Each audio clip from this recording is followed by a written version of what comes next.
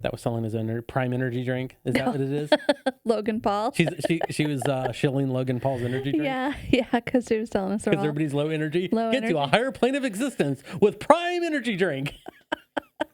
I think that would have been a better marketing campaign than This will get you to the fifth dimension. Only 5D people drink Prime.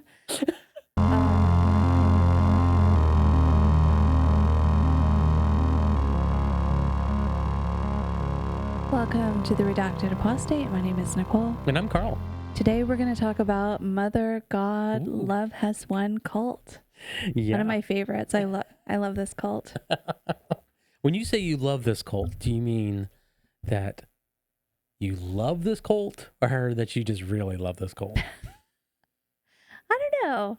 I find them really interesting, like a microcosm of some of the bigger cults. Right. But they have some funny, crazy. A lot of it reminded me of Profundity Yours. Yeah. Yeah, it does. And especially when they start talking about their high fifth dimensional, fractal, that stuff. It feels like it's all coming from the same place, both of these cults. Yeah, possibly. There was a really good documentary on We Figured It Out, HBO Max. HBO Max, yes. A 3-parter.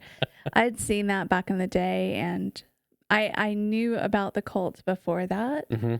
And then that documentary came out, and I think they were so shocking because of the state of Mother God when she was found. Yes, the end of Mother God. It ended so poorly, and that's why there's so much intrigue around this group of people. It also ended in a way that seems very apropos to their beliefs. That if you were to tell me their story and then tell me the ending, I would be like, yeah, that tracks. That makes sense. Yeah, they started off crazy and they went crazy all the way to the end. Yeah. Yeah. So who is Mother God? Mother God, her name is Amy Carlson. She was born in Dallas, Texas. And this is all conjecture on my part, but it feels like Amy Carlson got married really young, did all the stuff she was told she was supposed to do, right, had kids, and then one day woke up and decided, this is not the life I want. I think part of that is true. I think what happened was that her life, so she worked at a McDonald's and was actually going up the ranks pretty quickly. So she was a hard worker and smart. She was a leader. Yeah. And was taking McDonald's management classes, which I think is what led her down the path to being a cult leader. There's something going on in McDonald's management school that's making cult leaders. So I'm just saying that. Even though she's the only one we know about that. Yeah, that we know of. The rest have just hidden it very well. So, and that, she had the 3 kids. She was working her ass off. But she was searching for something. She's, even her sisters and stuff said she was always kind of looking for something spiritual. And that's why they never had any red flags about this, because this is who she is. She is someone that is looking for something more. And during this process, she decided to try ecstasy, because ecstasy was going to help her achieve something that she felt was missing from her life. That was kind of the thought around it. She takes ecstasy, and in her own words, she's just like, holy shit, all of this has been kept from me. And it's a weird way of thinking that there is this, because you can go into the conspiracy part of it, that there's this organization that is keeping the truth from you about what your mind really is allowed to view. And in reality, it's our own brain that keeps or allows us to see certain things. So she just viewed the world around her without the filter of the conscious self, or whatever you want to call it. And where some people are like, I see God, other people are just like, whoa, I had a good trip. She said that there's something more out there and I need to investigate it, because there is this world that is the reality that is being kept from us by something else. Interesting. This reminds me of how drugs at that certain age in brain development, that between that in that mid-20s, can cause people to go into psychosis and Right. cause mental illness. It triggers it for whatever reason. And we saw a documentary where a woman who just used cannabis for the first time ever in that age, and she, like, it triggered her brain and she killed somebody. And really horrifically as well. Right. Not just the killing, which is bad enough, but the way that it occurred. That's interesting. And also, this is my mother's conversion story. I never put that together until you were talking. Yeah. According to my uncle, my mother was using LSD, and she was in that age shoot because my mother converted early 70s. So she would have been in that age group, like 24, 25 at the time. She was using LSD, and then the Jehovah's Witnesses came to her door. Yep. And she had the conversion mental thing at that point. And that's my uncle's story. My mother never really said that story. Yeah. But he said that. Well, she's a woman of God. She doesn't use drugs like that. So. No,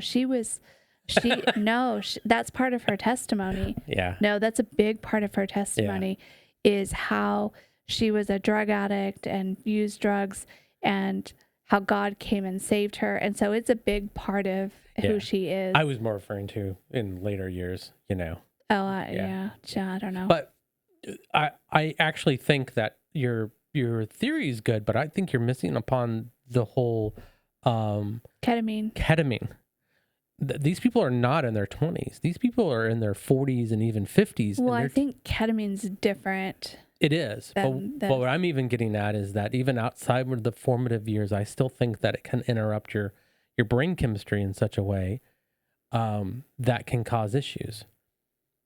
Like, ketamine is like the worst when it comes to this. We're going to do a whole deep dive into ketamine and how it's the drug for God. And there's a high correlation, not causation, that the drug is messing up people's brains. But yeah, it could be that this is specific, like that cannabis can cause psychosis in people that are under the age of 25. So we know that this happens, and so ecstasy and all these other drugs are dealing with that part of your brain that deals with impulse control and things like that. So if it rewired her brain during that usage when she was young, and that's interesting. You just open that whole world up. And that is what happened to my mother too. Yeah. That she was using drugs, she found God. And there's a lot of testimony of people who were using drugs and then found God. Yeah. And most of them attribute their getting clean to God, but I wonder if it's kind of a domino effect. Yeah, and the other issue too is that I think that there's a causation for people that are more drawn to addiction, that they are also drawn to religion as well. So religion becomes their new addiction. Well, it definitely was for my mother. Yeah. Where others, juggle geese, like everybody has their thing, their outlet that that allows them to overcome things. And it's like AAA, that's car insurance. Alcoholics Anonymous, they have the 12-step program, and the 13th step is God. Like you hear a lot of them, I went to AA, I found God, because that's part of that messaging as well. But it's just, if you're going to pick an addiction, just at least pick one that's healthier, I guess, is the whole point. These people are addicts. They're not being an addict anymore. It's just changing the focus of the addiction. So you think Amy Carlson was an addict? So I never got that impression that she was a drug addict early on in life. No. I got the impression she was. I was talking about your mom. My mom, definitely. No, Definitely. I didn't see the addiction part of it at all, but I do sense that there is some really weird hidden pain, either hidden pain or that she wants to or wanted to totally escape reality. Which makes sense. I mean, because she was living a really challenging life, having 3 small children, working at McDonald's. That's really challenging. Yeah. And I think she was making decent money at the time, like in McDonald's management. I'd imagine it'd be a decent living wage, but stress. Like having 3 kids and being a manager having 2 kids and being a manager is extremely stressful. It can put a lot of stress on you. So she felt that spiritual calling, and then she found like a person to teach her. And I think that was an older gentleman, and that was the first father God, I think. Yes. And he taught her that she was God. She was a divine person. She was, her role was to awaken humanity. I didn't catch that part of the documentary. What I caught was it's this concept that there is no God, that everybody is God. Kind of idea. So that, and it's actually a bit of a belief that I can get behind. It's the same thing that everybody's special. If everybody's special, nobody's special kind of thing. So we're all, according to them, we're all God. Yeah, because God creates, and the Christian God especially creates everything in His image, and I use His because that's just the imagery that we have, and that's what they were against too, was the concept of a male God. Well, why can't there be a female God? So what I feel in her early years and her spending time with the first father God was kind of like everybody's God. So if everybody's God, you're father God, I'm mother God. It's weird that I'm doing that in reverse. I'll be father God tonight. That's cool. Yeah. You're making a superhero. I'm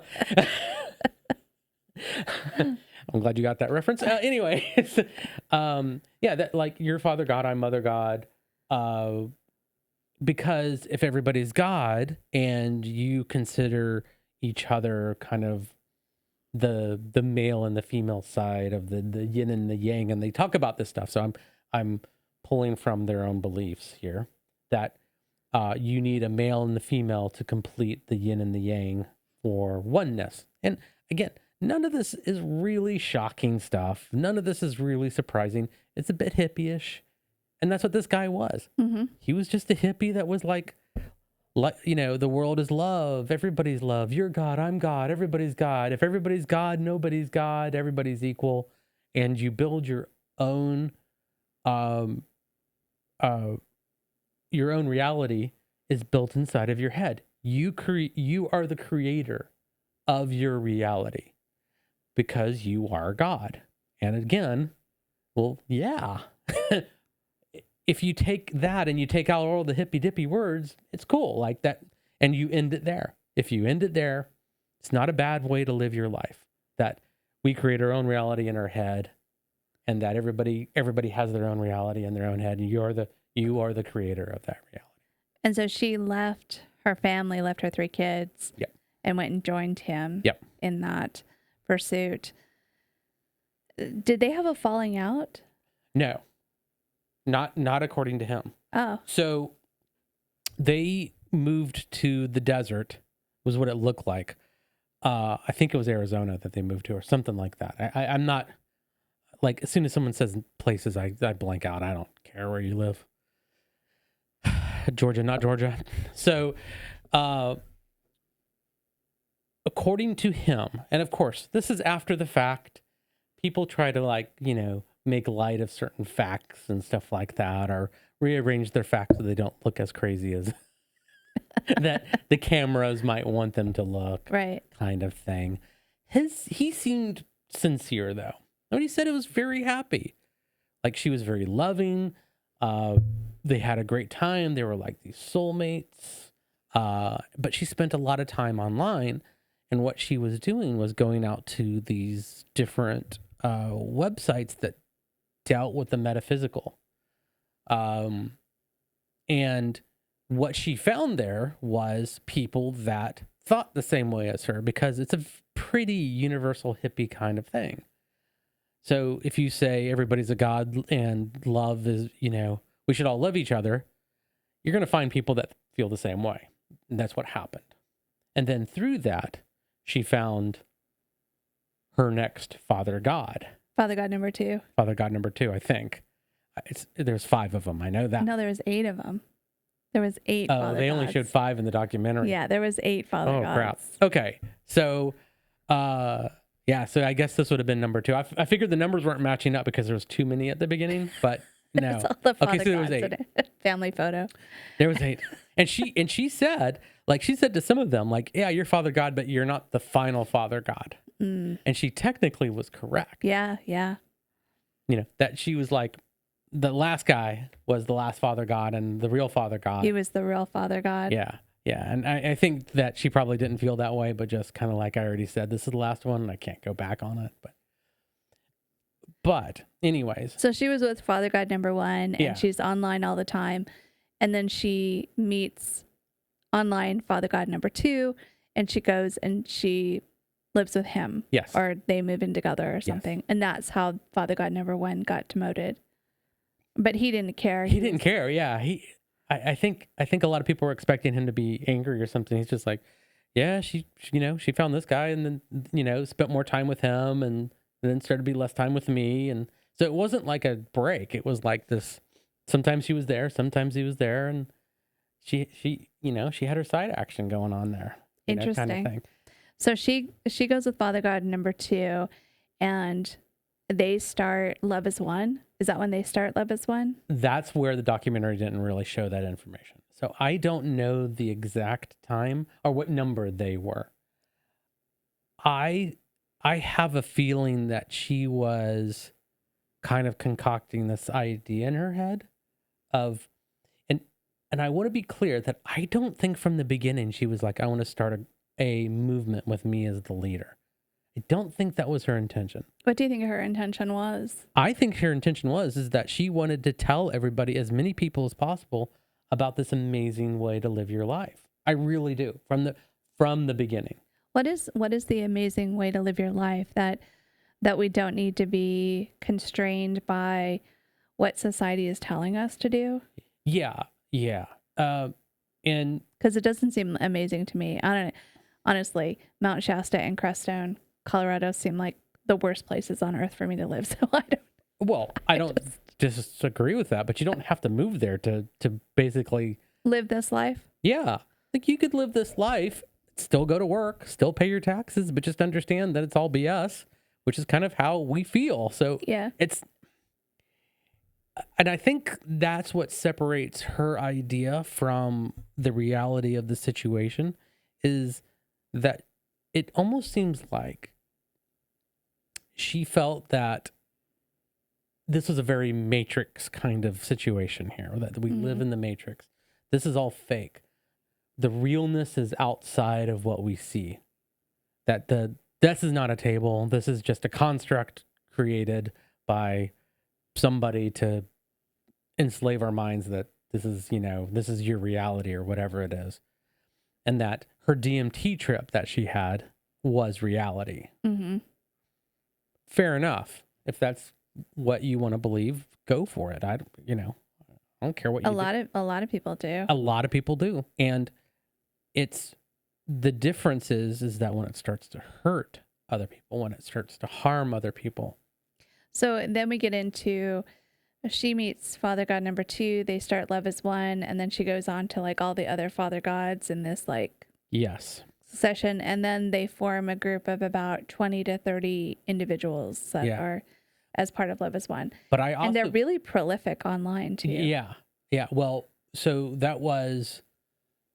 Michael was never Father God, if I remember correctly. That's the accountant. That's the accountant. Yeah, I don't think he was a Father God. He was, but he's been there the Archangel Michael, which is so funny that they use religious terms and at the same time say that the Christian terms, but they say Christianity is completely wrong. And Yeah. then they call him a Christian term. It's like, And then they use 144,000. which Yeah. again is like another one of those triggering numbers. So but I get the feeling that Archangel Michael was there from the beginning also, because he was the one that kind of set up all the funds and the accountant. He got there before Father God number 3. We seriously need like a chart. Of Yeah, you need a flow chart to keep we need up a with flow that. chart of all the father gods. Right. And one of the things that I started to look at was the specific father gods she was picking Mm-hmm. were ones that could help push her content. Hmm. So you had, amazingly, she talked to Michael to get him to move out. So she was basically grooming him online, Mm-hmm. got him to get in a 5-hour car trip, sell all his possessions and go and live with them on the ranch. Her father god number 3, and again, I'm probably going to get all the numbers wrong, but I think it was number 3. Why don't you just say father god number 394? Yeah, exactly. The numbers are irrelevant. Yeah. All the points are made up. But just say a father god in the series. One of the father gods. One of the father gods. One of them. Father God Alpha. Father God Blue. So one of the father gods didn't actually believe in her. And again, this is after the fact, Mm-hmm. after she went through her metamorphosis. So you got to kind of take what he says with a grain of salt. But one of the things that he said was, I'm not a real believer, but she wanted to have sex. And I didn't really find her that attractive. And I'm like, I'm calling BS on that one. Is he the one that said that she was a lazy lover? He also said too, the sex was great, but it was lazy. But she was a lazy lover. Yeah. That was like the best line of any cult, other than the one taste cult where the husband said, yeah, it's pretty cool. I was married to a sex cult leader. Exactly. Yeah. And there's some great lines. It was very much like this guy, right?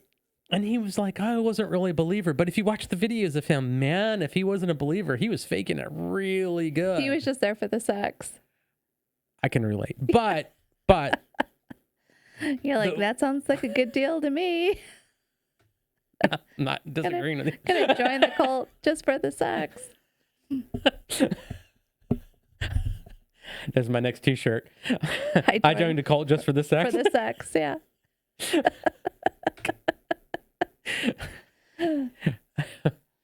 But what he was good at was social media marketing. Oh, interesting. That he was kind of a savant at it. Like that was his thing that he just was really good at. So she gets a computer whiz that's also great at accounting and money. Then immediately afterwards, she gets a father god that's good at social media and marketing. And then her final father god was a control freak that was basically like overbearing and could manage the people. Mm-hmm. I don't think she picked anybody randomly to be father god. So she was looking them up, I think. For specific skill sets. Yep. That would help further. And I think this was after the point that she realizes that she wants to build whatever it was. Because I still don't think that she just sat down and went, how am I going to start a cult today? I don't feel that at all. I felt that she started to get a little bit of numbers. She got a little bit of a following. And it was always about pushing the message out. And it was really about money. Even though they all said it wasn't about the money. It had to have been about the money. It had to have been about the money. Because they were charging like $300-$400 for a session. They said that someone online gave them like $7,700 in one one thing. Wow. Not over time. One payment of $7,000. I know they were also selling colloidal silver. Yeah. They were selling a lot of things. Homeopathic and herbal remedies online as well. And that each of the members were responsible for creating the product and selling it as well. So free labor basically for her. And they were using YouTube to pitch the colloidal silver and And they were on there. TikTok as well when TikTok came out. Oh, they were? I didn't think. Yeah, well, they showed them on TikTok. So I think this was at the end. Huh. Towards the end. But what I think happened is that, you know, like I always ask the question, is this evolution or is this, you know, immaculate conception? And this one was definitely an evolution one. The other comment I make is that, you know, cults can't happen in a vacuum, and this was like the definition of that. Mm-hmm. That I think, to start off with, she really believed that there was something more out there, and that she wants to help as many people as possible come to this same conclusion as her. Because if everybody did kind of think the same way, that everybody's love, it'd be a much better world to live in. You know, on paper, you know, we can argue about that one, and we'd have valid arguments that doesn't really work. But it's something nice to think about. It's a nice, it's, you know, the Star Trek utopia kind of mentality, which sounds horrible to live in. In the documentary, I did take a picture of this and I put it up on screen to see what you think. If you're watching, leave a comment, because it looked like Linda from Profundity Now was in the Zoom call. Yeah. It really did. It was like, this is kind of weird. Like, and Carl goes, is that? And I stopped. I took a picture, like, I don't know. It could be. I didn't even point. So what happened was I was like, hold on a second. And I rewound it, paused it. And you were like, it is her. Like, I didn't even say anything. And you're like, so I thought I saw it. And you saw the same thing. Yeah, it could have been her. So that would be interesting if this Love Has Won is a precursor to Profundity Yours. Mm-hmm. Like they're linked. The belief system feels very similar. Yeah. Because you have, because she started this the Love Is One. That's what it's called, right? Love Has Won. Love Has Won. Yeah, Love Has Won. They started the Galactic Alliance group. Yeah, which the is Galactic Federation of Light. Yeah. Yeah, which is exactly, so she's a member of that Galactic Federation of Light. Profundity Now. Profundity Now! Yeah, yeah. So that would be interesting if these were linked somehow. I don't know. See it. I could see it too. Yeah. Like she was attending early Zoom calls and then Mother God died and then she went and created her own boomer cult. I love that. Well, the boomer cult. Yeah, because she got the older members and the younger members stayed with what's her name? Carl, the Mother God. Stayed with Mother God. Yeah. So Mother God also believed that she was reincarnated. She had this whole fantastical reincarnation. She was Jesus Christ, of course. She wasn't just reincarnated. She was also incarnated. Incarnated. Well. Oh, right. So it's Cleopatra, Joan of Arc, Marilyn. I was going to say Marilyn Manson. Might as well.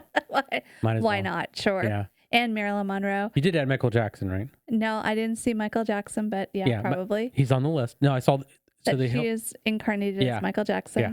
And then she was related to Donald Trump. Yes. She's a incarnation of Donald Trump's daughter. Weird. And she so there's groups, so there's members of it. So actually she might not have been reincarnated from Michael Jackson because, well, one reincarnation doesn't work that way. You can't get reincarnated after you're already alive. Born. I think his spirit like incorporated her, or she was connecting with them. Because I know Robin Williams. I think he was a member of the Galactic Federation Alliance, and so was Robin Williams. Yes. I remember that too. Yes. Yeah. So she was in a reincarnation of these famous people, and then part of the Galactic Federation, she could commune with famous passed over. Well, they don't people. want any non-famous people in this federation, apparently. I know, there's like billions and billions of souls, and they just pick out like only the ones that she likes, basically. Exactly. They also had like a bunch of conspiracy there. I think it felt very like QAnon that they believed in type You stuff. have to be much more specific because QAnon goes off on these tangents that are. Yeah, it felt like they had a lot of conspiracy type stuff that they believed in. Yeah, well, it's from the very first part of the documentary where she makes the comment, why would they hide this from us? Mm. So when she does the ecstasy, she sees all this stuff and she's like, this is peace. This is wonderful. Yeah, it's called drugs. But she's not wrong, right? Well, hold on. No, but it's that phrasing. Why are they hiding this from us? Mm-hmm. Well, that there's no answer to that. That's not crazy. Who is hiding your brainwave patterns that only can be seen through ecstasy? Like, is it lizard people? Is it the Masons? Like, who's doing it? Because it's got to be an organization and a group that does it. So right there, as soon as you have that thought, that someone's hiding a chemistry in my brain, In your brain, you're done. It opens you up to all kinds of crazy ideas. That one was like as soon as I heard that, I'm like, okay, I understand everything about her right now. Yeah. So now she believes anybody that says something alternative, she immediately is like, yep, that's true. Because as long as it matches her model. Yep. Yeah. That's true. And there's a lot of people out there that believe that. There's a lot of people believe that the deep state new world order is, controlling us, which part of that's true. I think these organizations, or these not organizations, these conspiracy groups feel like there's a controlling cabal of lizard people or humans or whatever.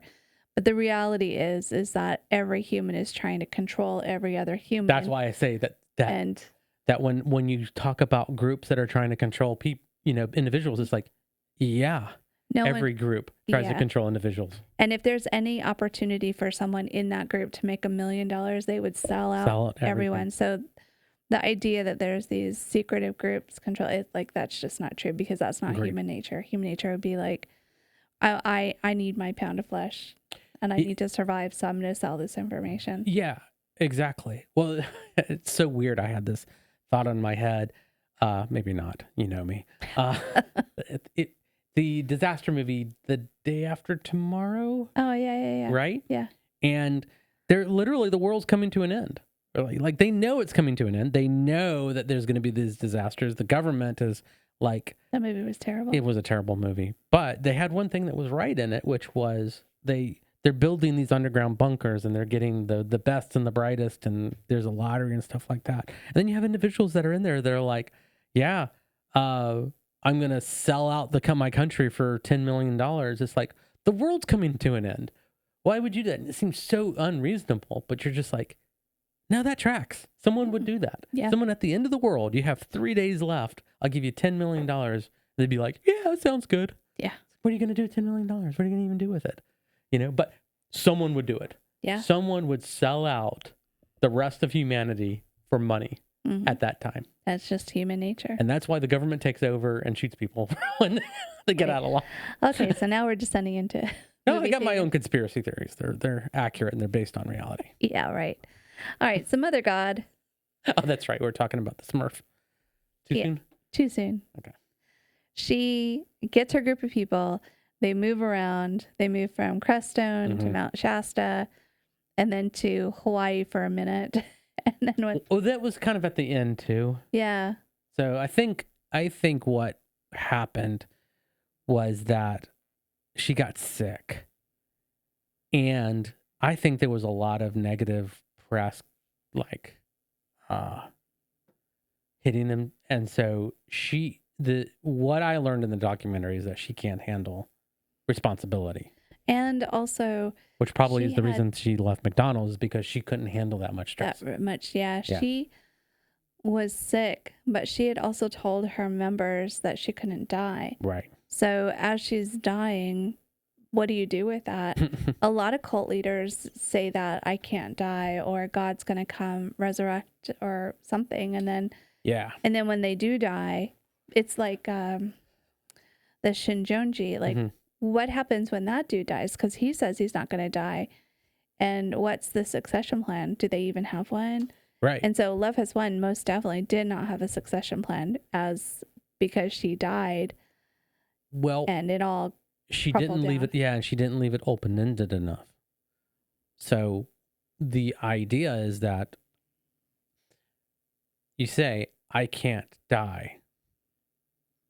And what that does is leaves up enough interpretation that when you do die, that your spirit moves on. That I wasn't talking about my physical body. I was talking about my soul's energy. My soul's energy is now moved into the universe. I am always there. So keep up my crazy teachings, right? Well, it's a weird situation that she was in because she had railed against modern medicine for years. And then her followers refused to give her, and I bet if they would have just taken her to a doctor, they probably would have saved her. Exactly. But instead, they're just plying her with colloidal silver and tea. Well, specifically, the last father god was. Yeah, well, because he was a follower. He said, "You don't believe in traditional medicine or in modern medicine, whatever you call it. So we're not taking you to a doctor. You will be healed by teas and colloidal silver." Yeah. And so that's what they did with the latest father god. And the latest father god was like railing on everyone, yelling at everyone. Then I think also towards the end, she became a severe alcoholic. So she was drinking. No. Oh, she wasn't an alcoholic. Yes. You said at the end. Oh, she was the whole time? Yes. Second father god said that she would get drunk and high every night. Like to the point that she would pass out almost every night. So she was a raging alcoholic. So she was a raging alcoholic all the way. Yeah. Interesting. So did she die of like a liver disease then? No one really knows. And then like plying her with colloidal silver. Yeah, I mean, and the fact is that she could have died from the colloidal silver too. That does kill you over enough time. Yeah. So it could also have been too that she had a cold and she started taking colloidal silver, and then they're like, and I think it gives you like a little pep at the beginning. You know, it's like radiation. When you get radiation poisoning, you get a little burst of energy, and then, you know. They kept saying she's not turning blue, and she was clearly blue. Turning blue, yeah. She was clearly blue, and she was. I mean, the woman looked, when she was breathing and alive, she looked terrible. She did. I think that even if they would have taken her to a doctor at that point, the doctors wouldn't have been able to do anything for her. But they could do a lot with colloidal silver poisoning. They can actually put you on a machine that helps clean your blood out, because that's what it takes, is that you have to get on dialysis. It's kind of like dialysis, but that's for like urine, but it's dialysis for blood. For blood. Yeah, you're right. Help clean the system out, right? And so I think they could have done something to help her, because I don't think it's like, from what I read about colloidal silver, because this was the idea about someone else that we were doing research on that was also taking colloidal silver. And that was Daybell, the Daybell woman that was murdered. That's right. She was taking it. Not Emma, the mother. Yeah, I can't remember her name now for some reason. But I was looking at it like, what are the effects of this, and can it hurt you and stuff like that? And yeah, it can, but it takes a while. Yeah, well, that's years and years and years. That's what Chad Daybell said when she was taking colloidal silver, and that's why one of the reasons why she died. But I think in the case of Mother God, they were plying her.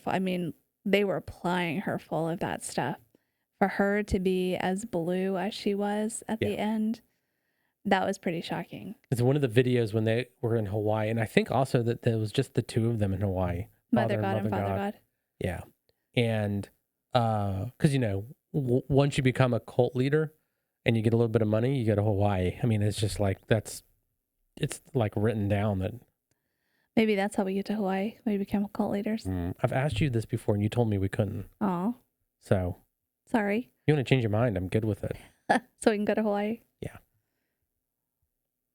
So.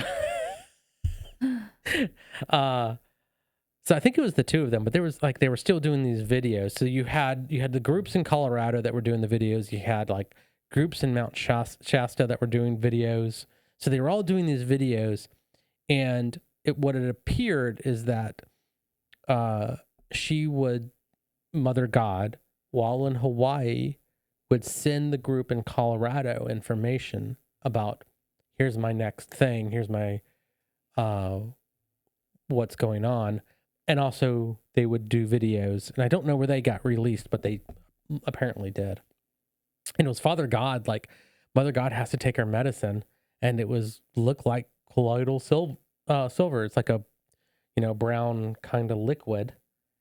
And he's like, you got to take your medicine. It's good for you. And she had this look on her face like, I'm sick of this. Mm-hmm. Because it tastes terrible. Yeah. It's not a good taste.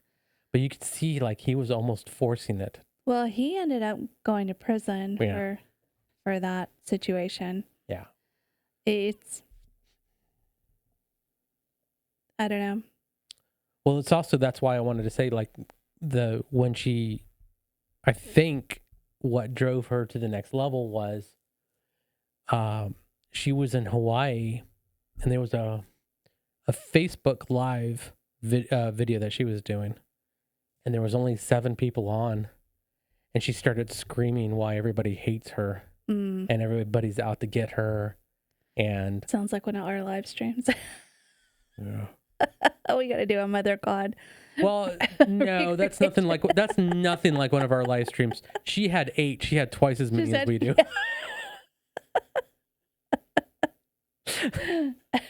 We usually have one to 2 people. 1 to 2 people that we're chatting with. And it's us. It's us from another room. You guys look amazing. Your haircuts are amazing. You don't have dusty muffins. Yeah. We're just Thank you, random stranger. You're right. Yeah. So was that the last live stream she ever did? I don't know. Like you had said, they were so prolific that finding like things occur, I don't want to watch any of that crap either. I don't either. I had my fill of this with Profundity Yours. Yeah.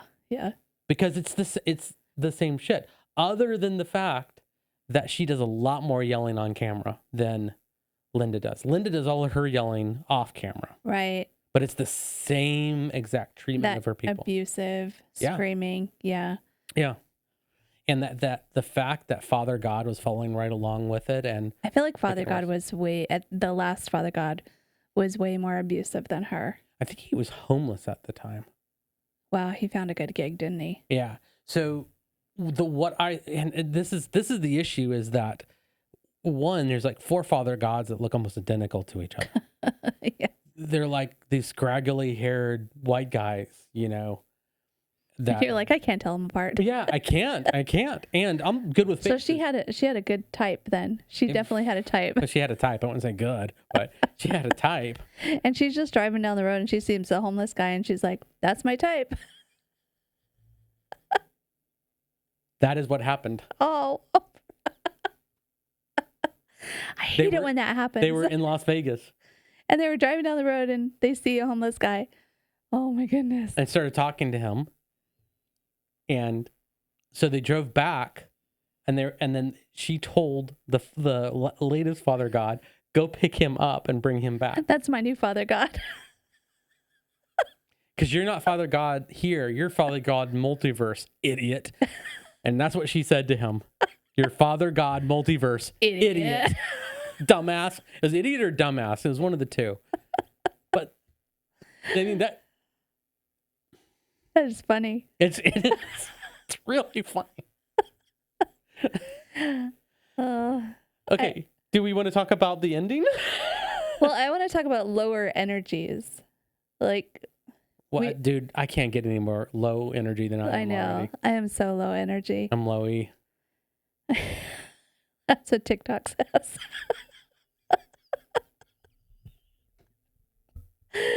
Because when you're a beta male with your low E.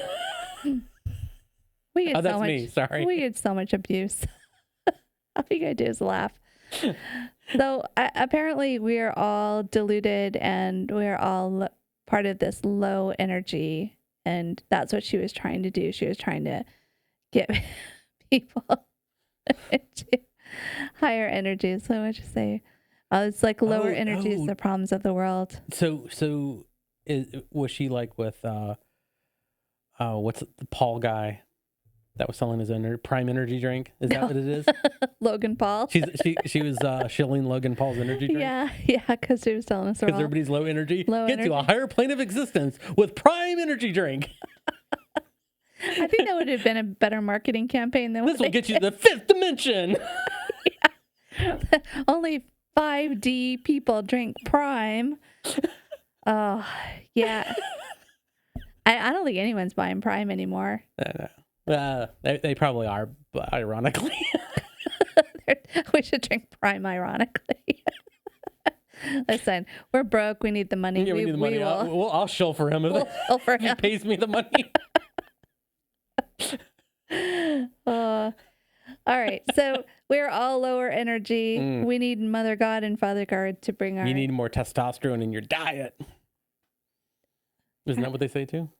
How do you eat testosterone? Like, where do you... They do for breakfast. Oh, wow. Really? Oh, probably not. I feel like they... The last Father God, he definitely was one of those swole alpha male kind of guys. So, But he's homeless. Right. Because he's a winner.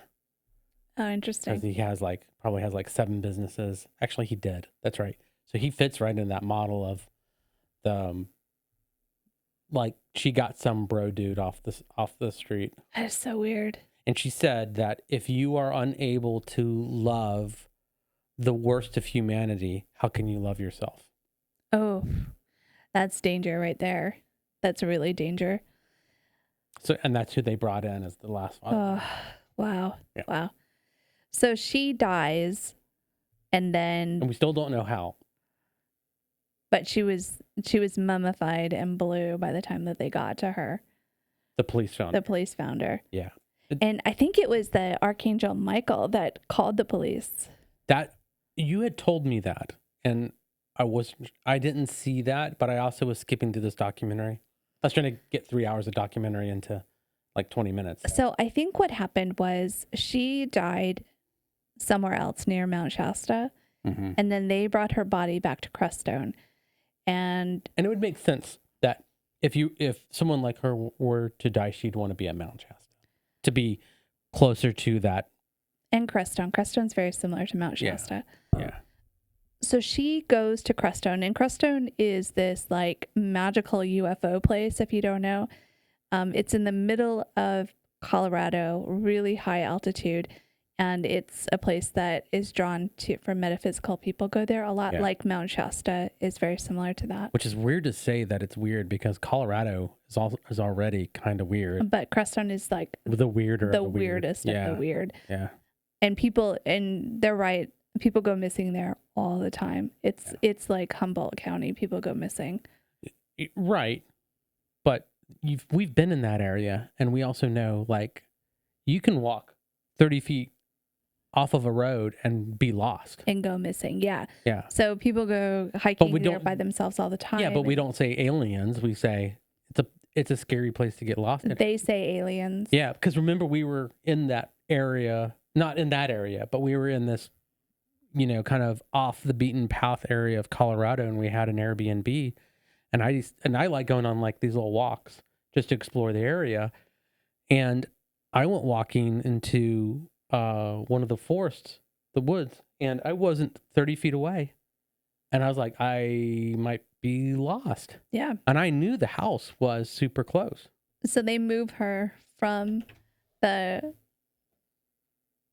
Mount Shasta to Crestone, I think. We think. We're not sure on that. And I think Archangel Michael gets there, sees that she's dead, and he immediately calls the police. So I get the impression that Archangel Michael was getting dissatisfied towards the end. Maybe with Father God. He didn't like the way Father God was treating them or was taking over. I think he wanted to be picked as Father God, to be honest with you. Oh, do you? Yeah. He drove 5 hours, gave up his whole life to be with her. But he never was Father God. Yeah. But what he did do is he changed the locks and took all their money and called the police. Yeah, because that's a wake up in a minute. Yeah. So that was said early on in the documentary that he was the money wizard, and that everything was put into his name. Yeah, yeah. And so he locked everyone out. He called the police, said, this is my property. I think what he did is like, this is my property. They brought a dead body over state lines here. It's Father God that did it, that guy. And I don't want anything to do with it. Then he like changed the locks, kicked them all out, and took their money. Like that's impressive. yep. That's really impressive. I think he was planning it. I think he was. I really do. I think what he saw, and I have a feeling that the amount of money that he had hidden away was a lot more than $200,000 or $100,000. I think it might have been in the millions. Oh, so because all the stuff that they were selling, if you look at the place, it's like they were living in trailers, and nothing against trailers, but if you have $200,000, you don't need to live in a trailer. You can buy a house, like in Crestone. Yeah. And years ago too. This wasn't like 3 years ago. This was like, what was it, 15 years ago when she started everything. Oh. Yeah. So she was already getting money. Like they said, as soon as they were able to like live stream, they were getting donation money coming through like crazy. Yeah. Because she had already built up these group of people that were already going to watch, so she had built a community, and then as soon as they were live streaming, they just were getting money.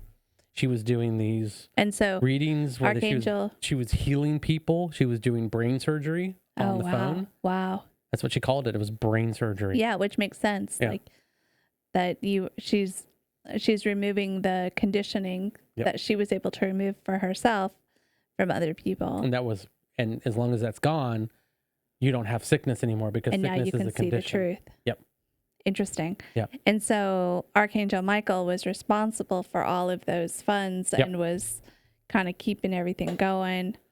And then as long as she got her alcohol and whatever drugs that she needed, and, I don't think there was ever any questions. As long as there was just enough to satisfy her. Yep. Even though she was a lazy lover. Yeah. Yeah. The last Father God didn't say that, but he probably didn't care. He was homeless, and now he had a home. Now he had a home and people to yell at. Yeah. Now he had authority.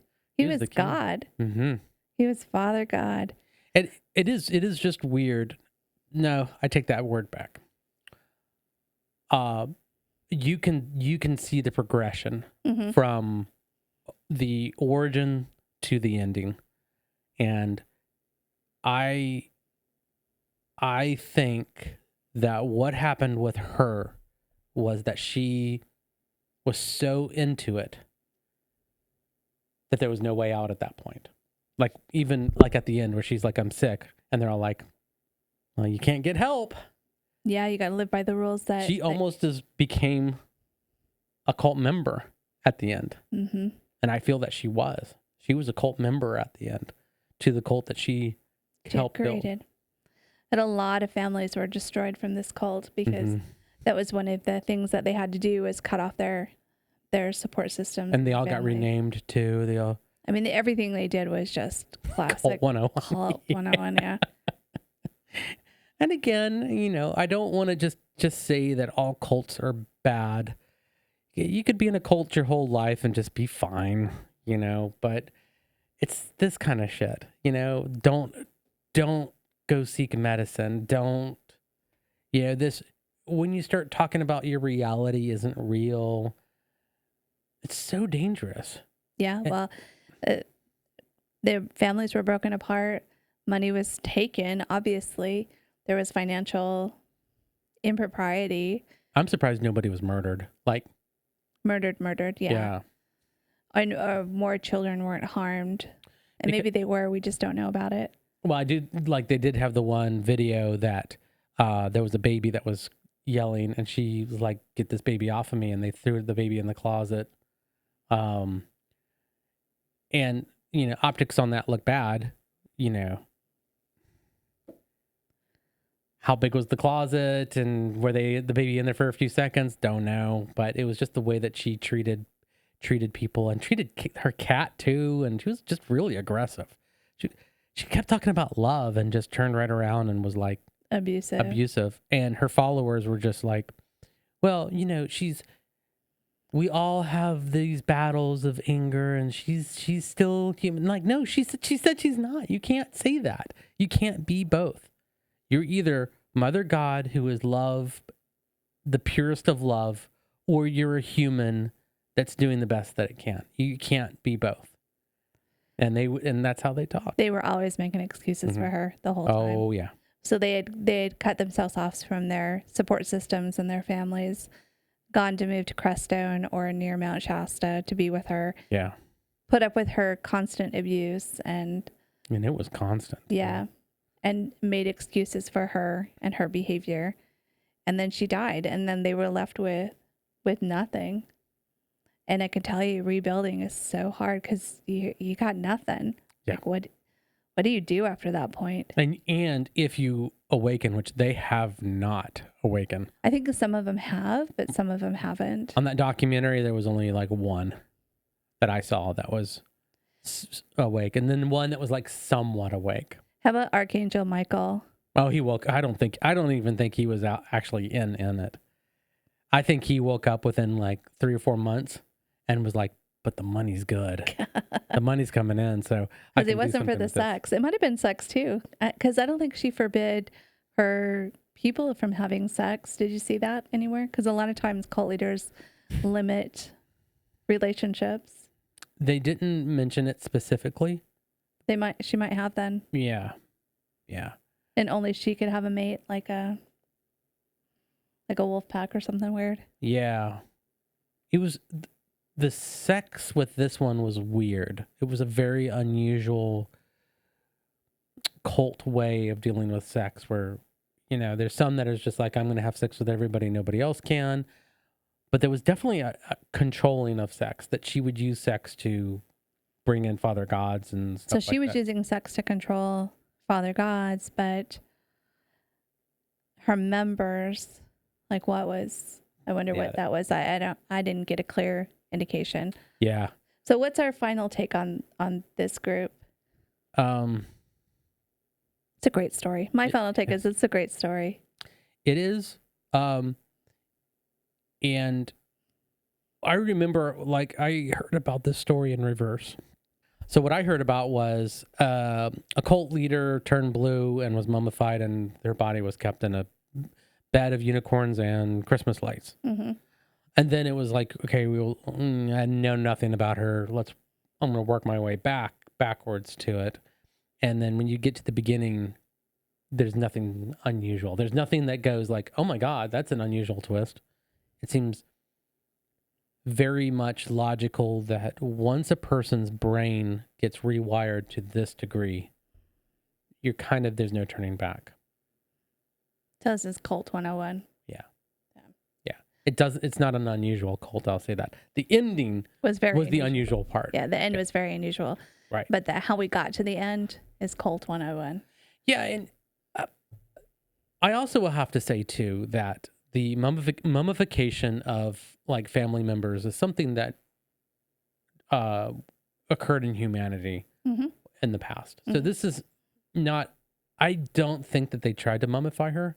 I think it would happen naturally through the colloidal silver. Yeah. And also, Crestone, Idaho is dry. Really dry. Yeah. Really, really dry. Yeah. It's like, it's arid where the other mummies, like in the Andes, have been found. It's that similar topography. Yeah. I think that she started to decompose, and then they brought her to Crestwood, and then it stopped because of the humidity. Because the guy that I think it was a coroner, which that tells you that someone did call and say there was a body there, because the coroner was there with the cops. And when they got the warrant, he was actually like laughing about it, because he was like, "This is ridiculous," kind of laugh. That's how you like. Like a nervous laugh. Yeah, it was a nervous laugh, and also, like, you can't make sense of something. You just you have to laugh about it, or else you go crazy. And you could hear him mention that there was decomp, and then the decomp had stopped. So there was a moment where she was starting Mummified. to before the Interesting. mummification took hold. So yeah, my conclusion is don't join a cult. Don't drink colloidal silver. Or Seriously. the Kool-Aid. That should be our new phrase. Don't drink colloidal silver. Yeah. Yeah. I mean, that's hits closer to home than, Yeah, absolutely. you know, and don't do, God, why can I not remember the name of that drug that I have no people see idea. God? Ketamine. Thank you. And don't take ketamine for horses. Take it if you want to. Who cares? You just see God. Don't listen to him. All right. Thank you for watching. And help us out. If you're all the way to the end and you haven't subscribed, please subscribe. We are so close to 1,000 subscribers. We can like taste it. It's so close. Anyway, have a great day and think for yourself. Don't be cheap.